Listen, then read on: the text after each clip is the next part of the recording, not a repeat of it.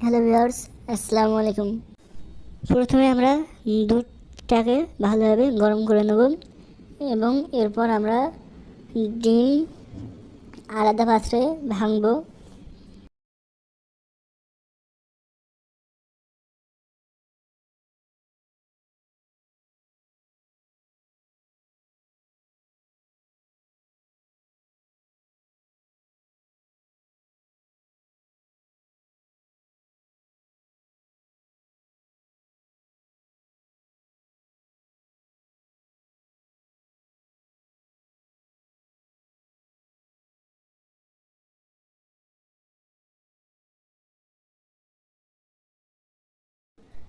আমাদের ডিম ভাঙার পর্ব শেষ হয়ে গেছে।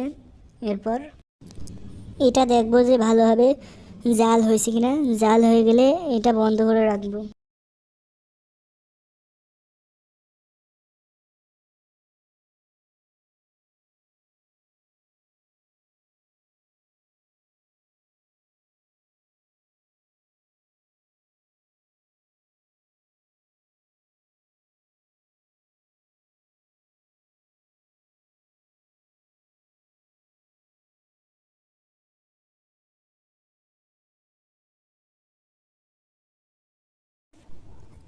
আমরা এখন 150 গ্রাম চিনি দিতে হবে পরিমাণ মতন।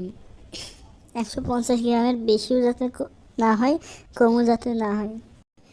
আমাদের এখন 150 গ্রাম চিনি নেওয়া হয়ে গেছে। এরপর আমরা পাশেই দেখতে পাচ্ছি আমাদের ডিমগুলো রাখা আছে এবং এর পাশে হাঁড়িতে দুধ রাখা আছে। এরপর আমরা ঠিক একই পরিমাণ 150 গ্রাম ময়দা আলাদা একটা পাত্রে নেব। একই পরিমাণে ময়দা এবং চিনি দিতে হবে। আমাদের এখন 150 গ্রাম ময়দা নেওয়া হয়ে গেছে।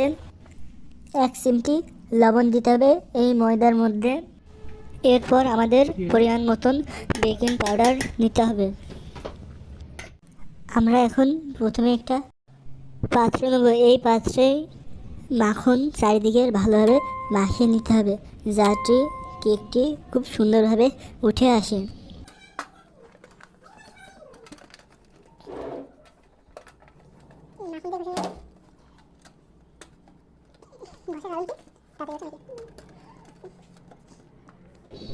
এরপর আমরা আরেকটি পাত্রে ঠিক সেমভাবে মাখন লাগিয়ে নেব।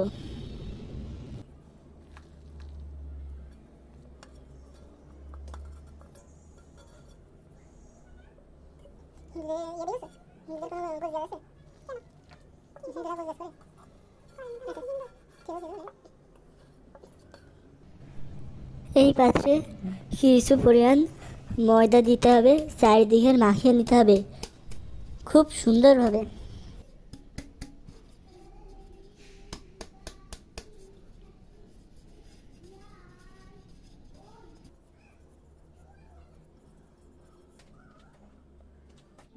একইভাবে এই বড় পাত্রেও ময়দা চারিদিকে মাখিয়ে নেব খুব সুন্দরভাবে।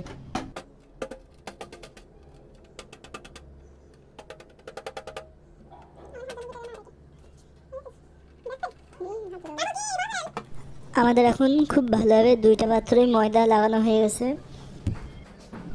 এরপর আমরা মেশিনের সাহায্যে ডিমগুলো ভালোভাবে ফেনা করে নেব।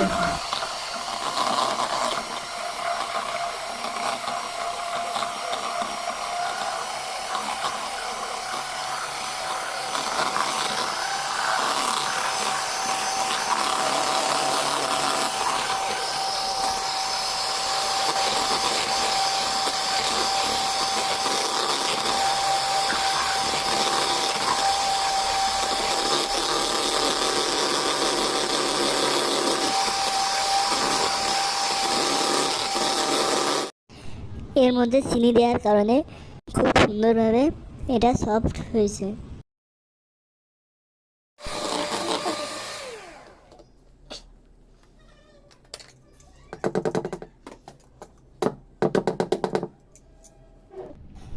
এরপর আমরা ময়দাগুলো ভালোভাবে রাঙিয়ে দিয়ে সেলে নেব।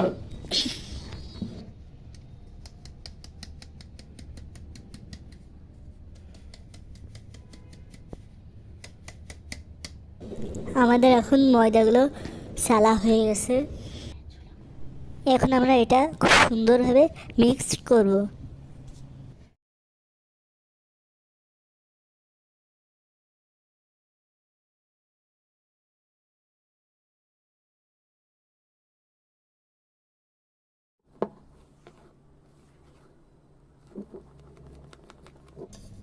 এখানে কাস্টমার যে কয় পাউন্ড কেক অর্ডার দেবে আমরা পরিমাণ মতন কাস্টমারে সেই কয় পাউন্ড কেক দিয়ে থাকি। আমরা এটা নিজেরা খাওয়ার জন্য বানাচ্ছি, সেই কারণে না মাপলেও চলে।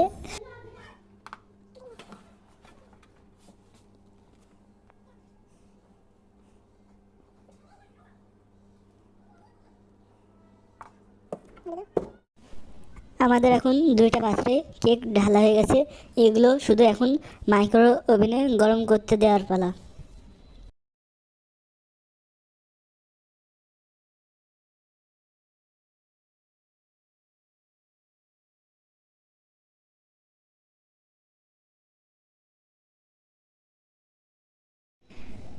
আমাদের এখন কেকটি দেখছি শেষ পর্যায়ে চলে আসছে। এবার আমরা মাইক্রো ওভেন খুলে কেকটি বের করব এবং আমাদের কেকটি তৈরি হয়ে গেছে। আজকের ভিডিও কেমন লাগলো আপনাদের কমেন্ট করে আমাকে জানাবেন।